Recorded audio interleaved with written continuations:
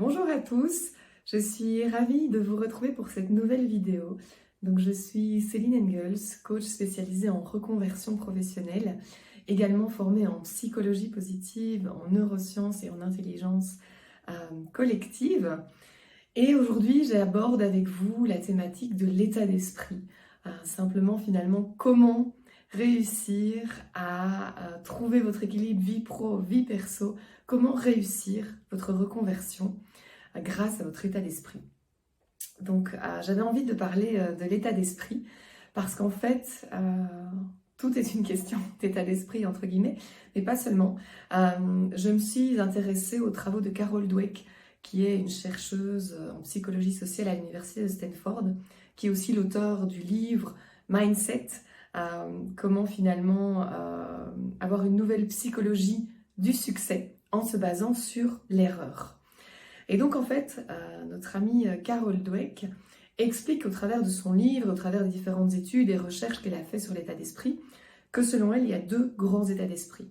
Donc il y a l'état d'esprit fermé et il y a l'état d'esprit en expansion ou en état d'esprit en développement. Ça dépend comment on le traduit en anglais. Donc d'un côté, on a le fixed mindset et de l'autre côté, on a le growth mindset. Et en fait, la grande différence entre les deux, c'est qu'avoir un état d'esprit fixé va faire en sorte que vous allez avoir peur du défi, vous allez le fuir et vous allez éviter l'erreur. En gros, c'est ça. Alors qu'un état d'esprit en expansion, quand vous êtes dans cet état d'esprit en expansion, finalement, vous avez la croyance que tout peut s'apprendre et que tout devient possible. Donc, il suffit de se dire, tiens, moi, je me dis que tout est possible, et en fonction de ça, vous allez arriver à finalement gravir des montagnes et obtenir le succès. Alors, c'est pas si simple, parce qu'on est dans une culture finalement où on a récompensé, si vous voulez, le résultat depuis qu'on est petit, plutôt que récompenser l'effort, le processus, la persévérance, le progrès. Et donc c'est là déjà où c'est pas facile pour nous aujourd'hui, dans cette culture dans laquelle on a grandi, de se dire « Ah ben c'est super, c'est compliqué, mais qu'est-ce que c'est gai que ce soit compliqué, que ce soit un challenge ?» On n'a pas été éduqués dans ce chemin-là. Or, du coup c'est ça qui sera intéressant si vous avez des enfants, c'est de justement avec eux favoriser le progrès, la persévérance, le fait valoriser finalement qu'ils ont raté. Parce que quand on rate, ça va nous permettre d'analyser l'erreur et de pouvoir rebondir. Tous les enfants qui ont appris à marcher sont tombés, retombés, re-retombés pour finalement arriver à marcher. Mais s'ils avaient fait un pas, qu'ils étaient tombés, qu'ils s'étaient dit « Ah ben non, c'est mort, la marche, c'est pas pour moi », ben on serait tous assis aujourd'hui. donc finalement, ça fait partie de nous, cette envie d'apprendre, cette envie de se développer. Donc, nous sommes des êtres de croissance, mais en même temps, c'est contradictoire avec la culture ou l'éducation qu'on reçoit. Donc ça, c'est un aspect. Donc c'est comment déjà sortir de ça pour être dans cet état d'esprit de croyance. Et pour sortir de ça, ce qui est intéressant, c'est de changer son vocabulaire. Ça veut dire que aujourd'hui, souvent, on va se dire ben, ma reconversion, mon équilibre, c'est compliqué, j'y arrive pas.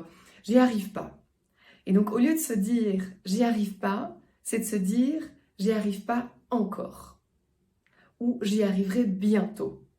En fait, c'est le pouvoir du mot bientôt et encore qui va vous permettre de changer votre état d'esprit pour justement réussir votre reconversion, réussir à trouver le meilleur équilibre entre votre vie professionnelle et votre vie privée.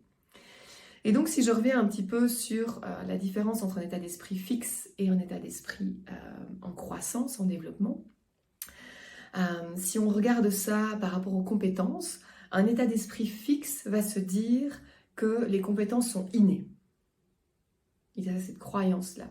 Quelqu'un qui est dans un état d'esprit en expansion va se dire que ça va dépendre de son travail, de la qualité de ses efforts, de la qualité de l'attention qu'il va porter à son travail. Donc déjà, rien que par rapport aux compétences, c'est une perspective complètement différente. Donc ma question pour vous, c'est dites-vous que les compétences sont innées ou dites-vous que les compétences, ça s'apprend? Voilà.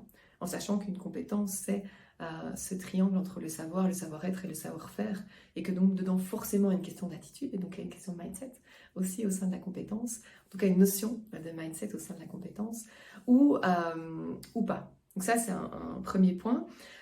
Deuxième point, c'est les défis. Les personnes qui sont dans un état d'esprit fixe vont voir les défis, vont éviter finalement les défis, parce que si ils vont se confronter à un défi mais qu'ils ne le réussissent pas, ça va être une preuve finalement de leurs limites. Alors qu'un état d'esprit en expansion va voir le défi comme un vrai challenge, comme une opportunité de grandir et de progresser. Donc, ma deuxième question pour vous, c'est: voyez-vous les défis, participez-vous uniquement aux courses que vous allez gagner? Ou dites-vous, ah ben tiens, là c'est compliqué, mais j'y vais.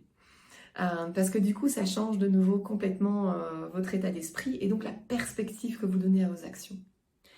Le troisième point, c'est l'effort. Donc les personnes qui sont dans un état d'esprit fixe vont avoir tendance à être bloquées finalement par l'effort, se dire qu'elles n'ont pas besoin d'en faire, parce qu'elles ont cette croyance: je suis intelligente, donc je ne dois pas faire d'effort. Ce qui les enferme dans le fait de je suis intelligent, je ne dois pas faire d'effort, et du coup, je ne fais que ce que je sais faire. Parce que si je me risque à sortir de ma zone de confort, ça va être compliqué si j'y arrive pas. Parce que ça va être un témoin, une preuve que je ne suis pas si intelligent que ça. Et donc finalement, on s'inscrit dans un cercle vicieux où les personnes à qui on a dit, les enfants à qui on a dit oui mais toi t'es intelligent, tu réussis, déjà on leur met une pression de dingue, et de deux, ils vont s'enfermer dans ce qu'ils savent faire, dans leur zone de confort. Et au final du coup, ils perdent forcément en compétences et en intelligence. Parce que plus vous êtes dans un état d'esprit de croissance, plus finalement vous créez de connexions au sein de votre cerveau. Vous créez des connexions neuronales. Et donc finalement, plus vous sortez de votre zone de confort pour atteindre votre équilibre, pour réussir votre reconversion, plus vous créez des connexions neuronales et donc plus vous devenez intelligent, vous devenez compétent et vous devenez confiant. Donc ça, c'est un autre aspect. Alors par rapport à l'esprit fixe et à l'esprit d'état de croissance, il y a l'aspect feedback. Quand on vous donne du feedback, est-ce que vous vous dites, est-ce que vous vous braquez? C'est plutôt ça. Est-ce que vous vous braquez ou est-ce que vous dites, c'est pas très chouette à entendre, mais ça me permet de poser un autre regard sur ce que j'ai fait et ça me permet de m'améliorer. En fonction de l'un ou l'autre, ça veut en dire aussi beaucoup sur votre état d'esprit. Et enfin, l'échec. Le dernier élément de comparaison que je voulais faire ici entre l'état d'esprit fixe et l'état d'esprit en expansion, c'est l'échec. L'échec pour les personnes qui sont dans un état d'esprit fixe, c'est vraiment un indicateur, un manque de capacité ou de talent, et donc une preuve de leur incompétence à changer, leur incapacité à changer. Alors que de l'autre côté, quand on est dans un état d'esprit de croissance, d'expansion, on voit l'échec comme une opportunité de nouveau de progresser, de se remettre en question et d'apprendre.